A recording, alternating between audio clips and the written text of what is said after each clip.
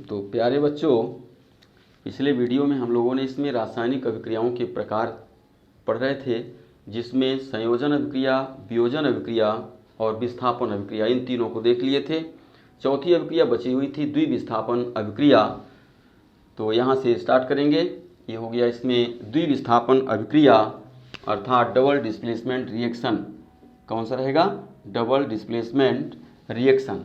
ध्यान देंगे, इसके नाम में जैसे आप देख रहे हैं द्विविस्थापन अभिक्रिया, अर्थात इसमें दोनों अभिकारकों के आयन एक दूसरे में एक्सचेंज हो जाते हैं, अर्थात इंटर एक्सचेंज करते हैं आयन एक दूसरे के साथ में। जैसे इसको एक एग्जाम्पल के द्वारा हम लोग लेकर के चलते हैं। इसमें सोडियम सल्फेट को जैसे ही आप बेरियम क्लोराइड के साथ रिएक्ट कराते हैं तो इसमें सोडियम क्लोरीन के साथ और बेरियम सल्फेट के साथ इस तरह से अलग हो जाते हैं और बना लेते हैं 2NaCl प्लस, आगे आ जाएगा इसमें क्या, BaSO4। इनका नाम भी नोट कर लेंगे आप, सोडियम सल्फेट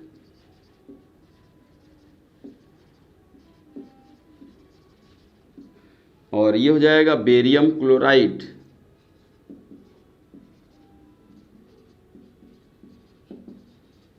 यहाँ पर सोडियम क्लोराइड आपका जाना पहचाना सदस्य है। फिर ये बेरियम सल्फेट इसमें बनता है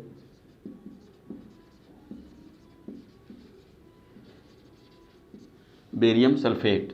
तो ध्यान देंगे, इस तरह से जितने भी रिएक्शन हमारे होंगे वो सभी कहलाते हैं द्विविस्थापन अभिक्रिया। नेक्स्ट रिएक्शन हम लोगों के पास में है उपचयन एवं अपचयन अभिक्रिया, अर्थात एक साथ जोड़ते हैं तो उपापचयन अभिक्रिया कहलाता है। ये उपचय और अपचय दोनों एक ही अभिक्रिया में सबमिट होते हैं। ठीक, इसको कॉमन रूप से रेडॉक्स रिएक्शन भी कहते हैं। तो यहाँ से इसको लेकर के चलते हैं हम लोग ऑक्सीडेशन एवं रिडक्शन रिएक्शन, उपचयन एवं अपचयन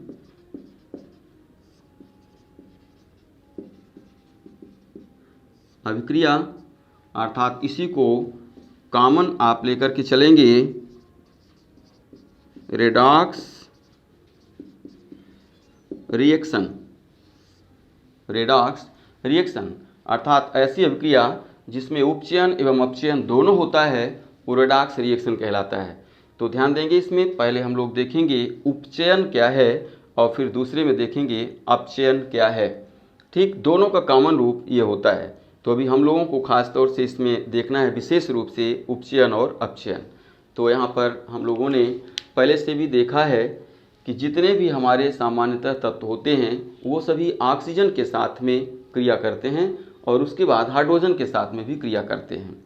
सामान्यतः इसकी एक परिभाषा आपको ध्यान में रखना है, जब कोई भी तत्व ऑक्सीजन के साथ संयोग करता है तो इसके इस क्रिया को हम उपचयन कहते हैं, अर्थात तत्व का ऑक्सीजन से संयोग करना उपचयन कहलाएगा। जैसे आप मान लीजिए इसमें ले करके चलते हैं उपचयन में Mg plus O2 arrow MgO, तो ये हो जाता है इसमें उपचयन। ध्यान रखेंगे, इसमें ऑक्सीजन मैग्नीशियम के साथ संयोग करके मैग्नीशियम ऑक्साइड बनाता है। तो इस प्रकार के रिएक्शन जितने होंगे हमारे उपचयन कहलाएंगे। और अपचयन रिएक्शन में इसमें क्या होता है, ऑक्सीजन बाहर निकलता है अथवा फिर हाइड्रोजन का योग होता है। तो जैसे इसमें मान लीजिए जिंक ऑक्साइड को जैसे ही कोक के साथ क्रिया कराया जाता है तो इसमें से जिंक ऑक्साइड में उपस्थित ऑक्सीजन कार्बन के साथ मिल करके बना लेता है CO और जिंक बाहर हो जाता है, अर्थात जिंक प्लस CO बनता है। तो यहाँ पर देखेंगे आप कि जैसे इसमें जिंक ऑक्साइड के साथ में ऑक्सीजन जुड़ा हुआ है, लेकिन जैसे ही कोक के साथ में इसको गर्म किया जाता है तो गर्म करने पर कोक अर्थात कार्बन ऑक्सीजन से जुड़ के कार्बन मोनोऑक्साइड बना लेता है और जिंक अलग हो जाता है। तो इस प्रकार से ऑक्सीजन का योग क्या कहलाएगा, उपचयन, और जिंक ऑक्साइड से ऑक्सीजन का निष्कासन या किसी भी यौगिक से ऑक्सीजन का निष्कासन हमारा अपचयन अभिक्रिया कहलाता है। तो इस प्रकार हमारे ये दोनों रिएक्शन द्विविस्थापन एवं उपचयन तथा अपचयन पूर्ण होते हैं। अब आगे हम लोग देखेंगे, इसमें कुछ इंपॉर्टेंट क्वेश्चन हैं जो आपकी परीक्षा में लगातार पूछे जाते हैं। एनसीईआरटी, सीबीएसई और साथ साथ हर एक स्टेट बोर्डों में भी इसको पूछा जाता है। तो इनको एक बार हम लोग देखेंगे संक्षेप में। सबसे पहला क्वेश्चन है आपका, संक्षारण क्या है, इससे बचाव कैसे करते हैं, अर्थात बचाव के उपाय बताइए। तो ध्यान देना, पहले इसमें संक्षारण को हम लोग देखेंगे क्या है।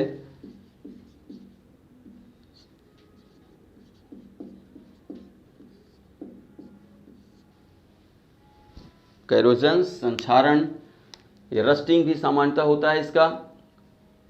ध्यान देंगे, जब किसी भी धातु, जैसे आप मान लीजिए लोहा की बनी वस्तुएं हैं या लोहे का कोई टुकड़ा हो गया, कोई कील हो गया, इसको जब आप बरसात के समय में या सामान्य सीजन में भी नम करके अर्थात पानी में भिगो करके बाहर फेंक देते हैं। यदि नमी वातावरण में है और वायु की उपस्थिति भी है तो उस कंडीशन में धातुएं क्या करती हैं, नमी एवं वायु की उपस्थिति में, साथ ही किसी अम्ल की उपस्थिति में भी क्या करती हैं, ये अपने बाहर की ओर अर्थात अपने बाहरी सतह में बनाती हैं, यौगिकों का निर्माण करती हैं। और इस प्रकार से बने हुए यौगिक धातु के बाहरी परत को दर पर दर अर्थात धीरे धीरे काटते जाते हैं, क्षरित करते हैं, जिसको हम लोग कहते हैं संक्षारण। सामान्यतः इसकी परिभाषा होगी संक्षेप में, वायु एवं नमी की उपस्थिति में धातुओं का धीरे धीरे क्षरण होना संक्षारण कहलाता है। ठीक, इसके लिए जैसे आप लोहे में देखते हैं, लोहे में जंग का लगना, मूर्छा का लगना, और उसका सूत्र रहता है, जैसे आप लोहे में देखेंगे, इसमें उदाहरण इसका, लोहे में जंग का लगना, जंग का लगना, यह एक संक्षारण का आपका जाना पहचाना उदाहरण है। इसके बाद में देखेंगे, इसमें अन्य धातुओं में भी रहता है। जैसे आप देखते हैं कापर के बने हुए बर्तन भी कुछ समय के बाद में नीले पड़ने लगते हैं, तो ये भी एक संक्षारण का ही कारण हो गया। सिल्वर कुछ समय के बाद में काला पड़ने लगता है, अर्थात चांदी के बने हुए जो जेवर होते हैं कुछ समय के बाद में देखते हैं वो भी काले पड़ने लगते हैं, तो वो भी एक संक्षारण का ही उदाहरण होता है। नेक्स्ट देखेंगे, इसमें हम संक्षारण से बचाव, अर्थात इनको हम बचाव कैसे करते हैं, बचाव या उपाय, अर्थात किस तरह से हम युक्ति करें जिससे हम संक्षारण से धातुओं को बचा सकें। तो ध्यान देंगे, लोहे से बनी वस्तुओं को संक्षारण से बचाने के लिए सबसे पहले आप इनके ऊपर पेंट करते हैं। सबसे पहला ऑप्शन होता है इसमें पेंट करना।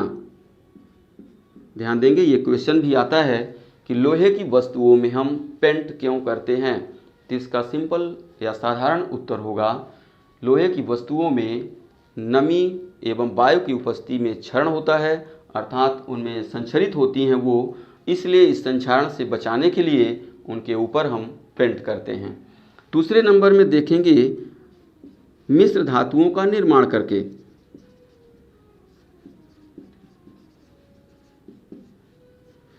मिश्र धातुओं का निर्माण कर। तीसरे नंबर में गैल्वेनाइजिंग करके, गैल्वेनाइजिंग द्वारा।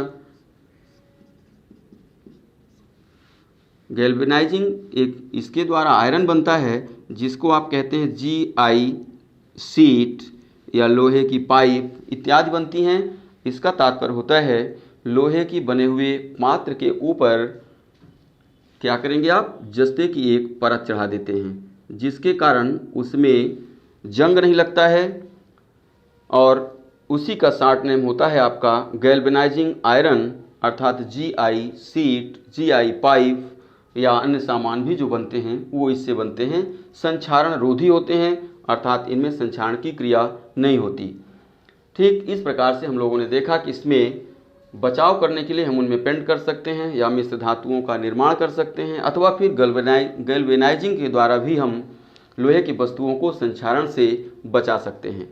ठीक दूसरे क्वेश्चन में हम लोग देखेंगे, इसमें दिया हुआ है बायो में जलाने से पूर्व मैग्नीशियम रिबन को साफ क्यों किया जाता है। तो इसको बहुत ही संक्षिप्त उत्तर है, क्योंकि मैग्नीशियम अत्यधिक क्रियाशील धातु होता है और वो सामान्य वातावरण में ऑक्सीजन से क्रिया कर लेता है, जिससे उसके ऊपर लेयर में मैग्नीशियम ऑक्साइड की एक परत जमा हो जाती है, जो एक सुरक्षात्मक परत होती है। इसलिए जब हमको इसे जलाना होता है तो जलाने से पूर्व हमको इसके इस संरक्षित परत को अर्थात मैग्नीशियम ऑक्साइड को हटाना होता है। फलस्वरूप हमको मैग्नीशियम रिबन को साफ करना पड़ता है। तो ये बन जाएगा। तीसरे नंबर में है तेल तथा वसायुक्त पदार्थों को नाइट्रोजन गैस से प्रभावित क्यों किया जाता है। जैसे आपके चिप्स वगैरह आते हैं, उन सभी को खाने जिनको आप सामान्यतः यूज लेते हैं, खाते हैं, तो उनमें से ऑक्सीजन क्योंकि ज़्यादा क्रियाशील होता है, अर्थात क्रिया करने के बाद ये कुछ समय के बाद में पदार्थ हमारे खराब हो जाते हैं, दूषित हो जाते हैं, जिससे इनमें एक विशेष गंध आती है और इनके रासायनिक पदार्थों का या पोषक तत्वों का भी क्षरण हो जाता है। इससे बचाने के लिए इनमें या इनके पैकेट में नाइट्रोजन गैस मिला दी जाती है, डाली जाती है, क्योंकि नाइट्रोजन गैस कम क्रियाशील होती है। फलस्वरूप पदार्थ हमारा ज़्यादा समय तक सुरक्षित रहता है और उसका नुकसान नहीं होता, टेस्ट भी परिवर्तित नहीं होता है। अगला है कॉपर सल्फेट के विलयन का रंग लोहे की कील डालने से हरा हो जाता है, क्यों। तो ध्यान देंगे, कॉपर सल्फेट एक नीले रंग का विलयन होता है, अर्थात इसको हम लोग देखेंगे समीकरण के माध्यम से। तो यहाँ पर CuSO4 अर्थात इसका ब्लू कलर होता है, नीला रंग होता है इसका। इसमें जैसे ही आप Fe की कील को मिलाते हैं तो कील के मिलाने के बाद क्योंकि कॉपर की अपेक्षा आयरन ज़्यादा क्रियाशील होता है, इसलिए आयरन कॉपर को उसके विलयन से रिप्लेस कर देता है रिप्लेसमेंट रिएक्शन के द्वारा, विस्थापन अभिक्रिया द्वारा। फलस्वरूप यहाँ पर बन जाता है FeSO4 का ये हरा रंग हो गया और साथ साथ कॉपर बाहर हो जाता है, जिसके कारण हमारा विलयन हरे रंग का हो जाता है। फिर से देख लेंगे, कॉपर सल्फेट नीले रंग का होता है। जैसे आप उसमें लोहे की कील मिलाते हैं तो इसकी क्रियाशीलता ज़्यादा होने के कारण ये कॉपर सल्फेट से कॉपर को रिप्लेस कर देता है और फेरस सल्फेट का विलयन बना लेता है, जो हरे रंग का होता है, और कॉपर बाहर रिप्लेस हो जाता है। तो इस प्रकार से हम लोगों ने जितने क्वेश्चन लिए थे उन सभी को देख लिया। अब इसके बाद में इनको तैयार करेंगे, इसके बाद कुछ इसके ऑप्शन हम नेक्स्ट वीडियो में देंगे। आपने वीडियो को देखा, समझ में भी आया होगा, और नेक्स्ट वीडियो तुरंत इसके बाद हम देंगे, इसलिए आप इसे सब्सक्राइब कर लें और लाइक कर दें, जिससे हमें लगे कि आप वीडियो को देख भी रहे हैं और समझ भी रहे हैं। धन्यवाद।